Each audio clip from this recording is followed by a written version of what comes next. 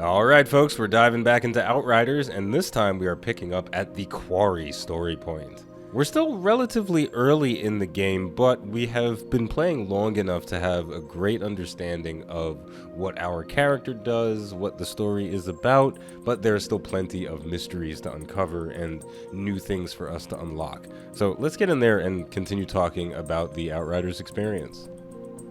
Alright, our objective right now is to cross the swamp, so we're moving from point A to point B, which is pretty much always what our objectives are. There are some moments in the story that have a little bit of nuance, but the actions that we take as the Outrider, as the main character, are often pretty basic, and that's okay.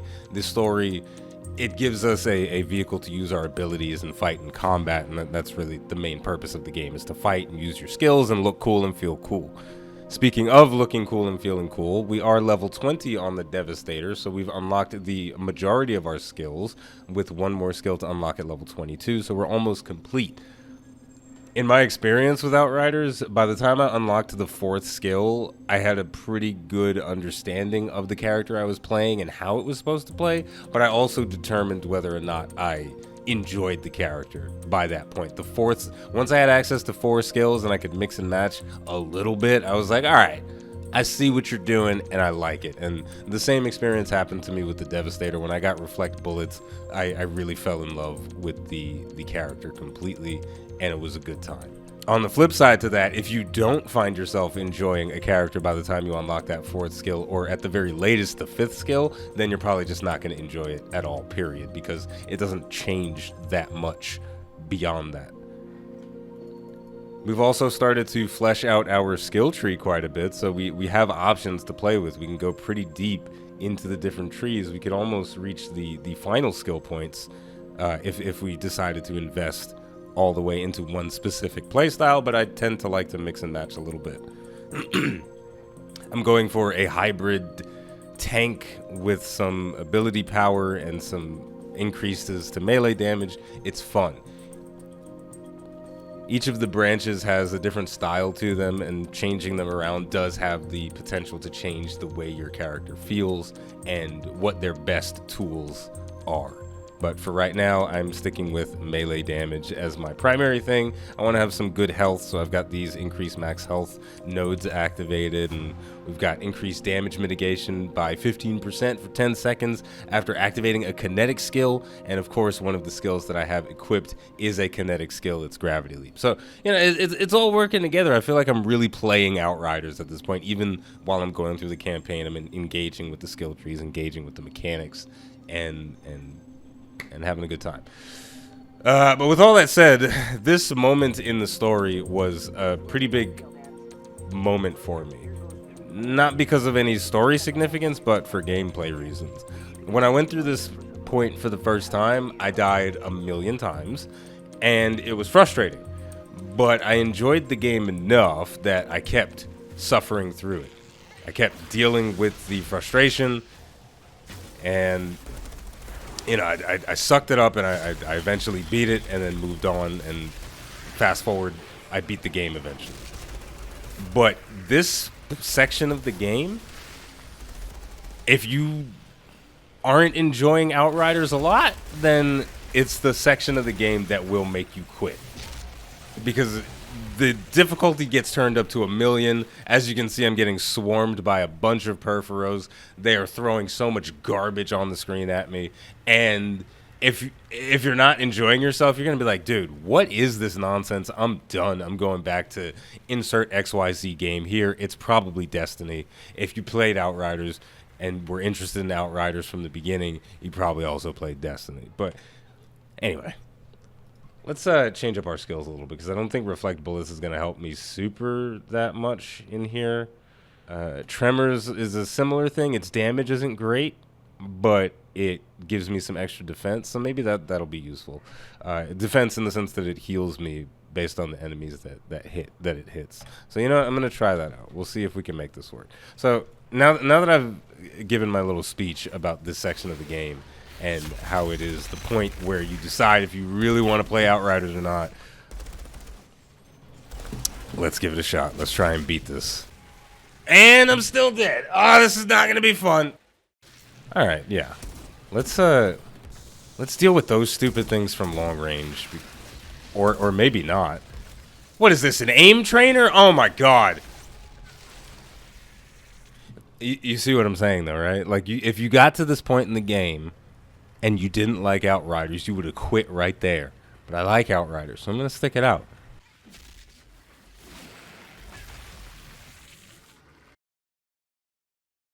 I think a lot of games have moments like these where the difficulty spikes up and you have to decide if you want to suffer through it or if you're over it. And in some cases, it's better to have the difficulty spike up than to just quit the game from sheer boredom. I think that may have been the worst option for Outriders, to be playing it for 10 hours and then just realizing that you're incredibly bored. But what I think is the better option is to decide, you know what, I'm just not feeling it. Like, you could be having a lot of fun up to this point in Outriders and then just feel like there's too much bullshit going on for your liking and then quit. Because the enemies that get thrown at you in this part of the game are incredibly frustrating to deal with, especially in large quantities. I mean, he just headbutted me and ruined all the progress that I was making. I'm gonna lower the world tier because we're not staying here all day.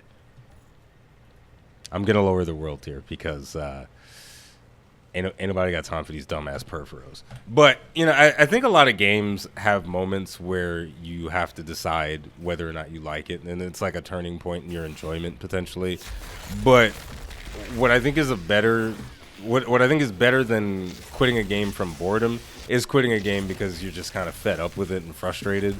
Because I've played games that have frustrated me, and I've quit them because of frustration, and then I've come back because that part of my brain that says I ain't never been scared of nothing is upset at me for quitting early and not going through with the challenge, for not overcoming the challenge. So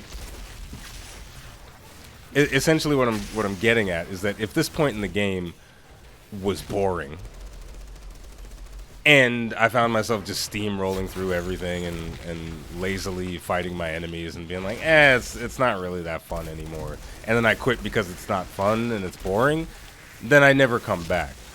But if I quit because I'm just frustrated and annoyed, I'm probably gonna go drink a beer, have dinner, and then come back and beat the level or get really frustrated again. And that is definitely the better option in terms of the experience, as far as I'm concerned. One of the Quarry's old excavators? And I was here when it was being built. Took industrial printers 2 weeks to put the damn thing together. That beast could move mountains. Now look at it. What a tragedy. Alright, and Yakub giving us a little bit of exposition as we move through the area. The game has a fantastic balance of walkie-talkie dialogue and actual cutscenes. It's pretty much 50-50. As you move through environments, the characters will talk to you occasionally about the scenery that you're encountering or just about the story. But then as soon as you get to the next area, you'll have more cutscenes and more face-to-face interactions with the characters, and that feels tremendously good. Because I've always found that when a game is entirely walkie-talkie dialogue, then I get very disinterested in the characters. There's only so much role-playing that I can do. You know, Dungeons & Dragons is great, but I don't play video games to use my imagination all the time. I play them because I want to be told the story visually, because I want to see my character doing cool things, and I want to see the other characters interacting with each other. But when the dialogue is all done through a walkie-talkie, then you don't get to experience it fully. Let's try not to die here. Dodge, slam, reload, roll, ground pound. That was fun. Yeah, I'm really having to work here in order to survive, and that's totally okay. I suppose because we haven't seen the weapons that I'm using, I can show them off before we go into the next area, because they are doing some interesting things that are helpful here. The submachine gun that I have has a mod called Bone Shrapnel on it. Killing shots detonate the enemy's bones, and it causes them to explode, dealing damage and inflicting bleed on enemies within a 5-meter radius. It's great against those little Perforo guys that are running around and causing a muck. Now, I do have some weapons that have a higher firepower rating currently, because this weapon is one level behind them, but I don't want to lose out on Bone Shrapnel and the other mod on it, Anomaly Surge, Critical Hit Spawn, and Anomaly Energy Blast that deals damage in a 2-meter radius, and it procs every 1 second. So I'm not going to trade this weapon out for anything, but I will swap this automatic sniper because I don't really like automatic snipers that much. I'll put on this rifle instead. I'll put on the shotgun. Let's put on a shotgun. It's got shots inflict freeze. I can whip that bad boy out and freeze a really dangerous target if need be. So now I feel better about the weapons that I have equipped right now. That automatic sniper, I think I put it on because it was green in color and it matched with all the other guns that I had. So there we go, a little bit more walkie-talkie. Now, I've done this before, so I kind of know what to expect. And as I run forward, there's going to be an absurd amount of enemies that spawn. But if I get them all clumped together, then I can kill them all pretty quickly. And then, of course, there's the big bad broodmother at the end of the pathway. But now that all these guys are clumped up, we can slam them all at the same time. And then I'm going to run back over here and get that boy eliminated. And the little Perforos are going to chase after me. Why don't we put some of them on the Impale spike? Whenever I hit an enemy with Impale, it creates a zone for me that increases my armor and gives me some health regeneration. So that's helpful. Though it's not super great if the broodmother is standing in the safety zone that I created for myself. Also, I'm about to die. I have to kill something or else I'm going to die. Hello! Alright, that broodmother is super scary and super aggressive. And he got me. Okay, so we're back and we're dealing with the broodmother again. And she keeps putting that big AoE circle of fire on top of the Impale zone that I'm creating for myself, which is slightly problematic. She also has a lot of health, so this is without question a bullet sponge enemy that I have to deal with, and that can be unfortunate and frustrating, but we'll try our best to deal with it. And now we've got a lot more things spawning. Thankfully I've got Impale active so I can keep a little zone of safety, but of course the broodmother knows what I'm doing and she puts up her little fire pool as soon as I activate Impale. It's as if her strategies are calculated. Alright, let's activate Tremors again to deal with these guys that are around me. Keep them controlled a little bit. Let's get a nice Impale. It would be lovely if the broodmother didn't do anything to mess up my Impale, because that extra armor is very helpful. Gravity Leap once again to change our position and get rid of this flying enemy because they are very annoying. And let's go for the Impale again. Oh, oh, oh, oh, oh. It's very dangerous to stand close to the broodmother because she has a melee swipe attack that does a buttload of damage. We survived by just a fraction of health there. Whew! Okay, we're doing okay. We're doing alright. We're doing alright. Just gonna keep backpedaling. Just keep it moving. Keep it moving backwards. Keep it moving backwards, folks. Surge, that's the big fire circle. It can be difficult to see exactly where it is, but it's there, trust me. Actually, I don't want to use Gravity Leap right now. Or do I? There we go. Okay, so we just got to keep our distance and deal with the bullet sponge. It soaks up a lot of damage. And the bullet spongy enemies become easier as you get better gear and, you know, level up and get legendary items and weapons and things. But in the early game, they can be very difficult to deal with. We've got a nice little Impale area, but the broodmother is pushing me away from it. And it looks like she's a little bit upset right now. I think I broke something on her chest. Let's go in and see what we can do here. Let's hit her with Impale, because it does a lot of damage. It only creates that healing zone for me if I kill an enemy with it, but using it on the Broodmother there felt like the right choice. Uh-oh. Uh-oh. There's some bad stuff going on here. Woo! Should have used Gravity Leap sooner.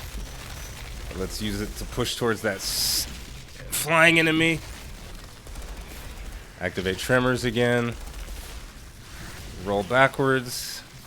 Hit Broodmother with Impale. And now we just gotta kill her before she kills us. Please! Oh no! Oh no!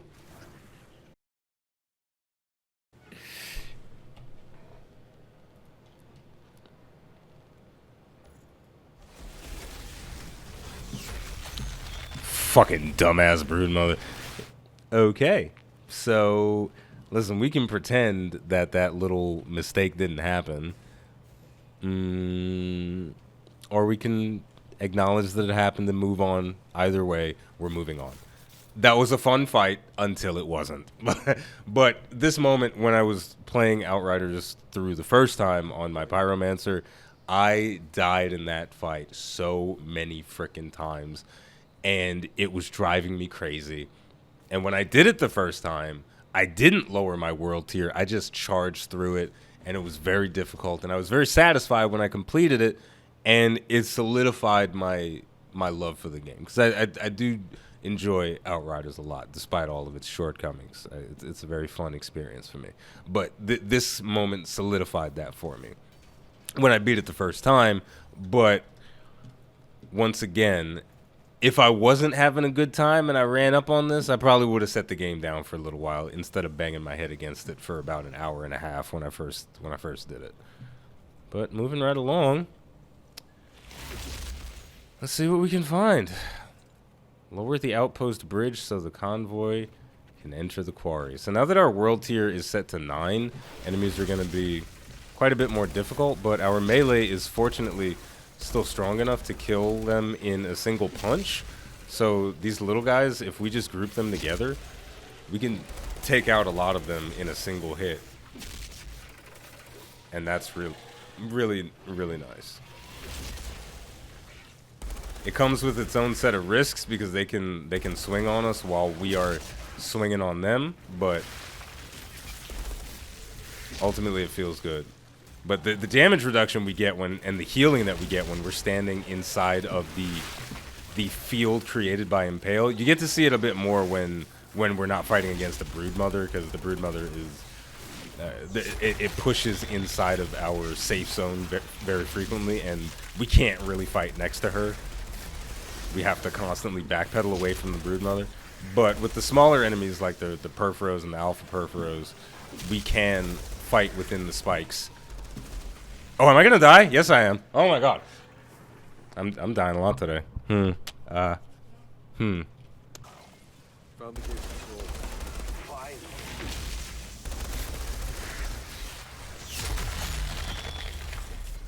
What the hell? We leveled up at least after all that. Man, oh man. So let's lower the bridge so we can reconvene with our allies and put together a build that maybe is a little bit stronger. We'll tune our armor a bit and work some stuff out.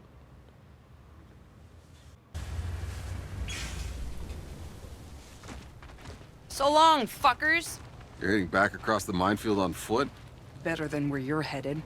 Have fun getting yourselves killed. That's it. The quarry. Got a plan to get us through alive. We have to make some modifications to the truck. You're not touching the truck. We have to seal the interior.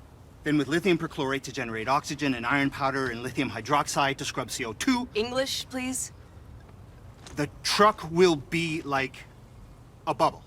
And we'll be safe inside so long as we have lithium to generate oxygen. That'll give us time to find the source of the signal. Would you expect me to magically pour more lithium out of my ass when our supply runs out? I can do without the snide remarks. The only source of lithium on Enoch comes from old batteries from Earth. Now, most of them were scavenged for parts long ago, but the mining operation's been inaccessible for years. There's bound to still be some of them around here. Simply put, We find the batteries, we get to live. Better and better. Let's move. So at this point in the story, we are collecting batteries so that we can have some lithium to generate oxygen for a usable atmosphere within the truck, because we are trying to go into a forest that is filled with a deadly virus for which there is no cure that we know of. And yeah, it's interesting, right? It's a simple adventure. Find the source of the signal, and that's where we're going. That's our goal. That is the underlying plot for everything that we do. And above that, one level above that, is all the action and all the killing and all the usage of the skills and the RPG elements, and it's fun. So let's see what we've scavenged after all this time. All right, unfortunately, I don't think I got anything that I really super care about as far as the armor pieces that I've collected. So I think I'm actually just going to scavenge or salvage everything that I've collected, which is a bit unfortunate because I definitely could use some upgrades, or at the very least, it'd be interesting to have some different pieces to play around with. But and even with regards to weapons, I haven't gotten anything that feels super great. I mean, the bone shrapnel gun is nice, but I feel like I'm gonna need the extra damage, so I'm gonna swap it out for now. I could just put a mod in place of critical point, because critical point is not very good.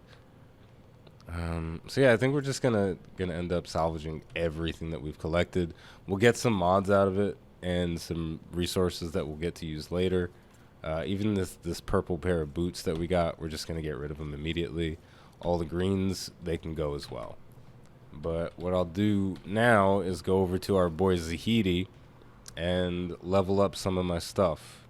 I should have a maybe a decent amount of resources to upgrade some stuff. Yeah, I've got stuff, so I can level up my items. And I guess we'll level up the submachine gun and the shotgun as well. And then we'll keep them with us for a while, and then we'll swap out that mod. We'll put bone shrapnel back on the submachine gun, just so we have some kind of AoE damage with that. And I do like the freezing bullets on the shotgun, but it doesn't trigger super often. Perpetuum Mobile is a really fun mod that's really strong. You instantly replenish your magazine if you kill an enemy with 35% or less ammo remaining in the gun. It's a pretty cool mod. I do like it.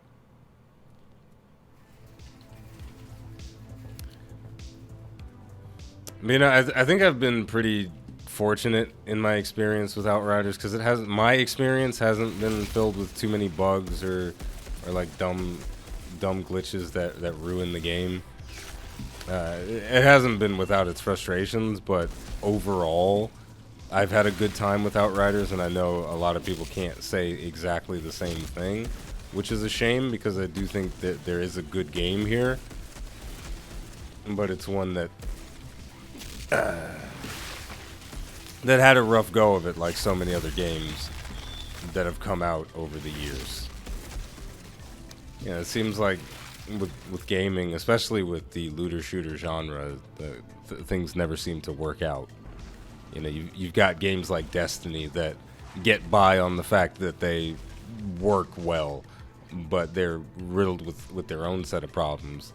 And you've got games like Warframe that have managed to survive the test of time somehow. And then whenever something new comes out, it goes through growing pains just like everything else. But because the tried and true things exist, we are often not as willing to deal with the growing pains. Ouch. You stop that.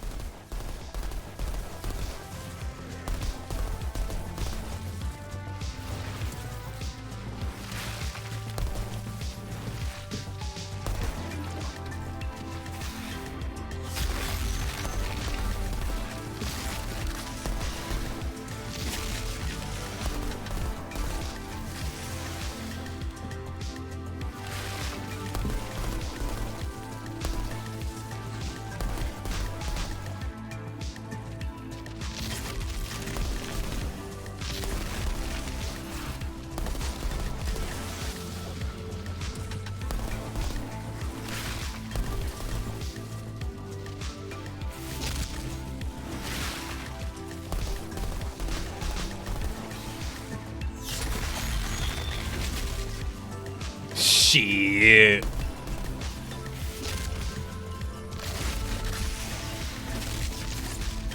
That was damn near flawless. I took damage a couple of times, but man, that was really smooth. That was buttery smooth. Oh no. Oh no. let me not get arrogant and excited before I deal with the most dangerous enemy in the game, the bird. Impale, punch. Oh, I don't. Come on. Die. Not today, bird. Not today, bird.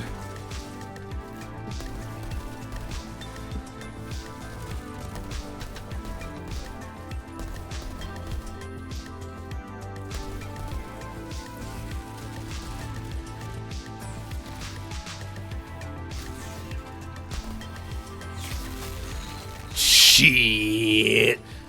Thought you were gonna kill me, you dumb bird? Nah, not today. Not today. Thank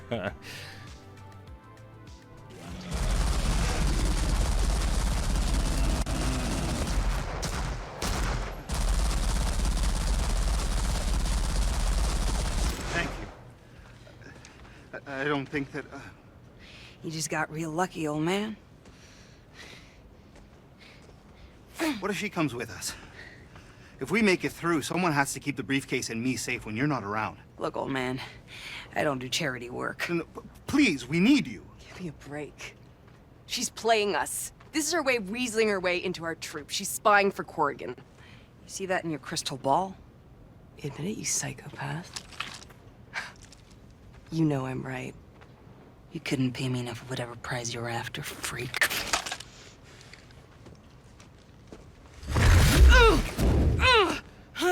Tracking a signal that's coming from beyond the anomaly. When we find it, we're gonna reconnect to the Flores and bring down those lost supply pods. Keep Dr. Zahidi alive and keep your stupid mouth shut, and you'll get your share of the loot. Deal?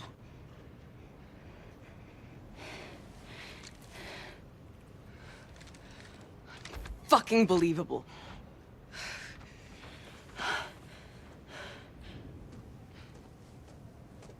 I know, she's a pain in the ass. But, well, if you lay a hand on her, ever again, I'll run you over with this goddamn truck.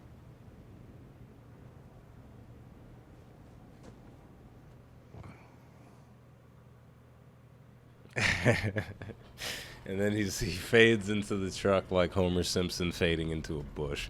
So obviously, if you've only been watching my Outriders gameplay, there's a lot of story elements that I have skipped over. But from that one cutscene alone, it's apparent that there is a interpersonal relationship between all the characters. There's stuff going on between all of them. You can feel the emotion, the tension, the weight of everything that they do and everything that they say. And that is what allowed me to push through the campaign the first time so easily. I didn't feel like I was trudging through one combat zone after another and mindlessly killing Perforos until my eyes were bleeding, because I was pushing forward towards the goal of finding out where the signal was and trying to reconnect to the Flores. And once again, there were some interesting twists and turns in the story, especially once we get to the forest area.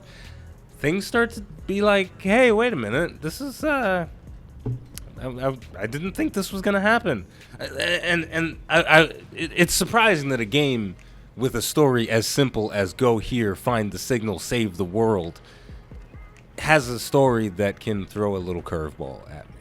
So look, we made it through what is, without question, the stopgap in Outriders. This part of the game can be incredibly frustrating to beat through because the enemies start to come in crazy quantities, and it can just be a little bit hard. But we did it, and the next time we come back, we are actually going to tackle the forest area and all of the lovely story elements that are within it that, well, they kept my interest in the game beyond the cool action and cool abilities, the story is also something that kept me going as well. So we're going to take a little break, and when we come back, we're going to be in the forest.